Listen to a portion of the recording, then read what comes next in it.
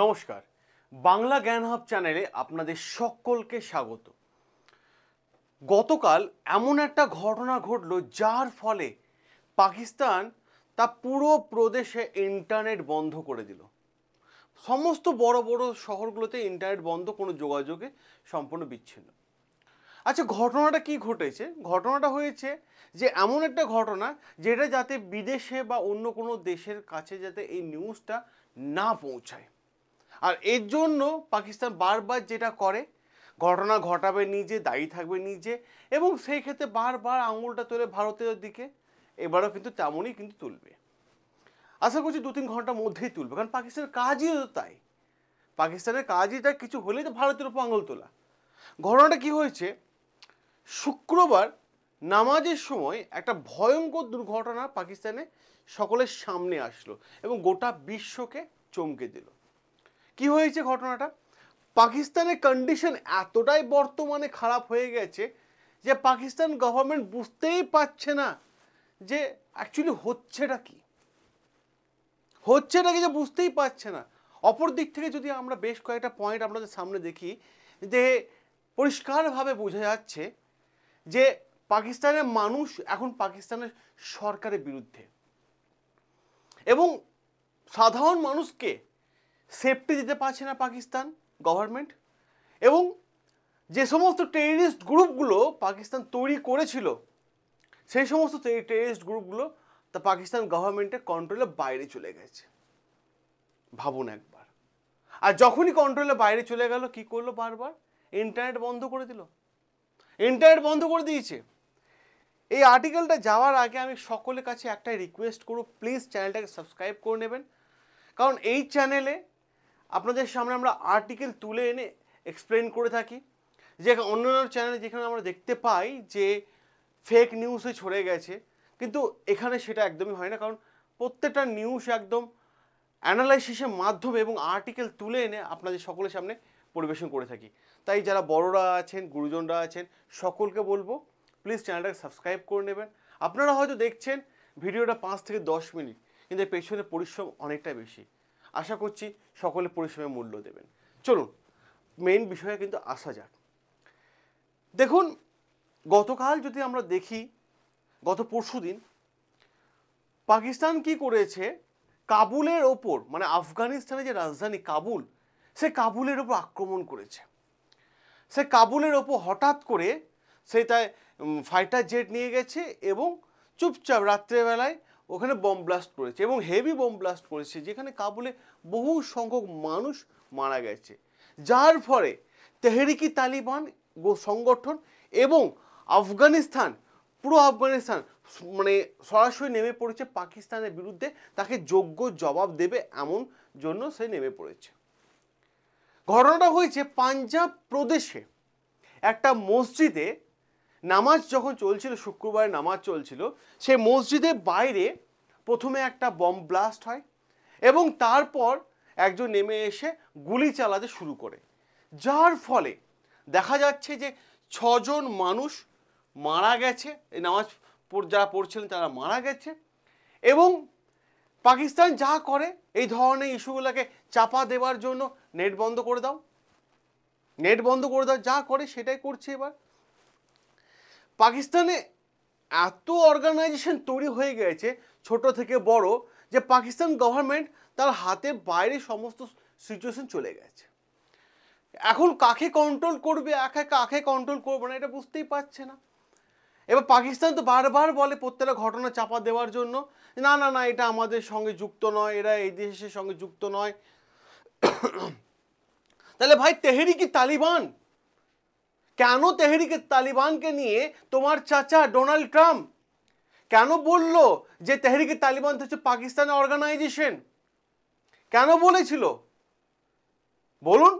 যখন অপারেশন সিঁদুর চলছিল, অপারেশন সিঁদুর চলাকালীন যখন ভারত একটার পর একটা তোমাদের জঙ্গি ঘাঁটিগুলোকে ধ্বংস করছিল, কেন সেই মৃত্যুর মিছিলে দেখা গেছিল তোমাদের আর্মি প্রেসিডেন্ট আসিফ মুনিরকে? এই প্রশ্নও কিন্তু পাকিস্তানের কাছে রাখা যায়। জবাব দাও। তোমরা এত ছোট ছোট সংগঠন করেছো ভারতকে জব্দ করার জন্য। ভাই, একটা কথা ক্লিয়ার, একটা কথা বাস্তবে ক্লিয়ার ভাই, অন্যকে বরবাদ করার জন্য যদি কেউ প্ল্যান করে থাকে, সে বরবাদ হোক না হোক তুমি নিজে বরবাদ হবে, এটা প্র্যাকটিক্যাল কথা। তাই এত ছোট ছোট অর্গানাইজেশন পাকিস্তান তৈরি করে রেখেছে না, সেই পাকিস্তান আর সেই অর্গানাইজেশন পাকিস্তানকে ছবল দিচ্ছে। আরো আর একটা নতুন অর্গানাইজেশনে নাম চলে আসলো, তেহরিকি লাইবাক। তেহরিকে লাইবাক এই ঘটনাটা ঘটিয়েছে পুরো আর একটা অর্গানাইজেশন, জঙ্গি সংগঠন তেহরিকে লাইবাক, যারা বলে দিয়েছে যে হ্যাঁ এই ঘটনার সঙ্গে তারা দায়ী আছে। কিন্তু পাকিস্তান কি করবে? ভারতের উপর আঙুল করবে এবার থেকে, না না না ভারত করিয়েছে। যেমন তেহরিকি তালিবান সংগঠন তোমাদের, তোমরা আঙুল তুললে ভারতের দিকে, তোমাদের দেশের প্রেসিডেন্ট তুলছে ভারতের দিকে, যে ভারত এই সংগঠনকে চালাচ্ছে। বালুচিস্তান লিবারেল আর্মি আফগানিস্তানে, তোমরা বলছো যে এটা ভারতের দিকে আঙুল তুলছো। আর তোমরা ভাই নিজের দেশের সংগঠনকে নিজে সামলাও না, এখন সামলাতে পারছো না, এখন ভারতের দিকে আঙুল তুলছো। পোকের ঘটনা ঘটছে, পোকের মানুষকে তোমরা ভালো রাখতে পারছো না, পোকের মানুষকে সেফটি দিতে পারছো না, পোকের মানুষের ফ্রিডম অফ স্পিচ কেড়ে নিয়েছো, শান্তি থাকা কেড়ে নিয়েছো, তখন তোমরা বলছো না না না এর পেছনেও ভারত। মানে কিছু হলেই এরা ভারত, আর কিচ্ছু এদের উদ্দেশ্য নেই। নিজের দেশের সংগঠনকে ঠিক করো। তোমরাই কি করেছো, কয়েকদিন আগে তোমাদের দেশে তিরাভেলিতে নিজের এলাকার লোকেদের বম্বিং করে উড়িয়ে দিয়েছো, বলছো না ওখানে জঙ্গি সংগঠন আছে।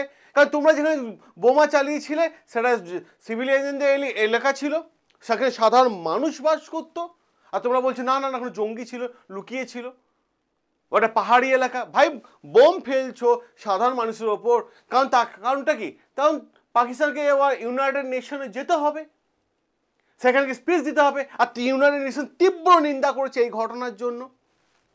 তো পাকিস্তান গভর্নমেন্ট এই ঘটনার পরিপ্রেক্ষিতে তার রিয়াকশন কি দিয়েছে, এই ঘটনার পরিপ্রেক্ষিতে পাকিস্তান গভর্নমেন্ট যে রিয়াকশন দিল সেটা যে খুব গুরুত্বপূর্ণ এবং চমকে যাওয়ার মতো।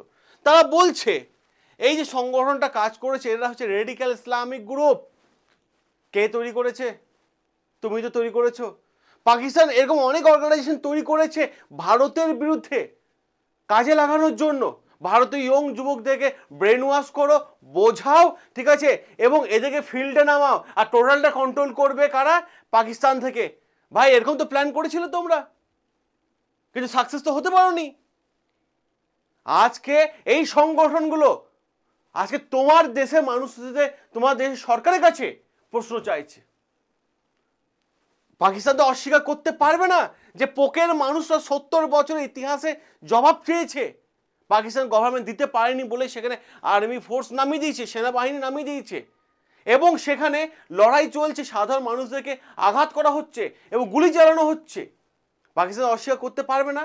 আসুন আর একটা রিপোর্ট দেখায়। এদের যে চাচা আছে না, চাচা ডোনাল্ড ট্রাম্প, এই আমেরিকা একটা সময় জানিয়ে দিয়েছিল যে তাদের টুরিস্টরা যারা পাকিস্তান ঘুরতে যাচ্ছে, ঠিক আছে, তাদেরকে জানিয়ে দিয়েছিল যে ভাই পাকিস্তানের মসজিদগুলো এই মুহূর্তে সেফ না, কারণ পাকিস্তান নিজের দেশের মানুষদেরকে সেফটি দিতে পারছে না।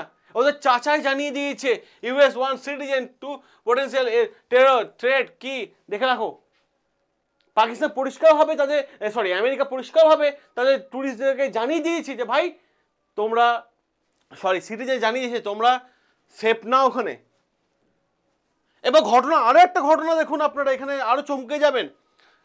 সেটা কি হয়েছে, পাকিস্তানে গতকালকে আবার আরো একটা সংগঠন, পাকিস্তানে যে পুলিশ ট্রেনিং সেন্টার ছিল, পুলিশ ট্রেনিং সেন্টার, ঠিক না, ডেরা ইসলামিক খান, সেখানেও কিন্তু অর্গানাইজেশন বম্বিং করেছে। তাহলে পাকিস্তানে এত সংগঠন হয়ে গেছে এই মুহূর্তে যে পাকিস্তানের হাতের বাইরে সব চলে গেছে। উপরন্তু আরো একটা আর্টিকেল আমি আপনাদের সামনে দেখাই, উপরন্তু পাকিস্তান কি করছে, কাবুলের উপর আক্রমণ করছে। আর এই আক্রমণ তখন করছে যখন দুটো পয়েন্ট সামনে আসছে। কোন দুটো পয়েন্ট? যখন পাকিস্তানে ডিফেন্স মিনিস্টার বলে দিচ্ছে এনাফ ইজ এনাফ আফগানিস্তান, যখন বলছে খাজা আসিফ, তারপরেই রাতেই কিন্তু ঘটনাটা ঘটে গেল। অপরদিকে আর একটা আর্টিকেল আমি আপনাদের দেখাই, দেখুন পাকিস্তান নিজের দেশের সিভিলিয়ানদের ওপর অ্যাটাক করছে। অপরদিকে আমি আরো একটা আর্টিকেল আমি আপনাদের দেখাবো, এই যে টিটিপি চিফ মুফতি নূর ওয়ালি মাসুদ, পাকিস্তান যে কাবুলে আক্রমণ করেছে, সেই টিটিপি যে চিফ ছিল তেহরিকে তালিবান পাকিস্তানি, ঠিক আছে, তাদের প্রধান ছিল, তার নাম হচ্ছে মুফতি নূর ওয়ালি মাসুদ, তাকে আমরা হত্যা করেছি। কারণ পাকিস্তান একটার পর একটা মিথ্যা কথা বলে যায়, কিছুদিন পরে আবার দেখা যায় এই মানুষগুলো আবার র্যালিতে ঘুরে বেড়াচ্ছে। এই হচ্ছে পুরো আর্টিকেলটা যেটা আমি আপনাদের সামনে রাখলাম। এবার আপনারা যারা এআই শিখতে চান, এআই বর্তমান সমাজে এআই একটা ভীষণ ডিমান্ডেড কোর্স। এআই শিখে বাড়িতে মাত্র 2 ঘন্টা কাজ করলে আপনি মাসে 1 থেকে 2 লক্ষ টাকা ইনকাম করতে পারবেন। কারোর ব্যবসা চলছে না, তার ব্যবসাকে টপে নিয়ে যেতে পারবেন আপনি এআই শিখে। কারোর কোম্পানিকে ব্র্যান্ডিং করতে বড় বড় কোম্পানি আপনার সঙ্গে ডিল করবে যে এআই এক্সপার্ট কারা আছে। বর্তমান সমাজে এআই জানা একদম মানে সংখ্যাটা খুবই কম। তো আপনি যদি আগে থেকে এআই শিখতে চান, নিজের কেরিয়ারকে উজ্জ্বল করতে চান, এবং যারা গার্জিয়ানরা দেখছেন তাদেরকে বলবো যে আপনার সন্তানের ভবিষ্যৎ যদি উজ্জ্বল দেখতে চান তাহলে অতি অবশ্যই এআই শেখান।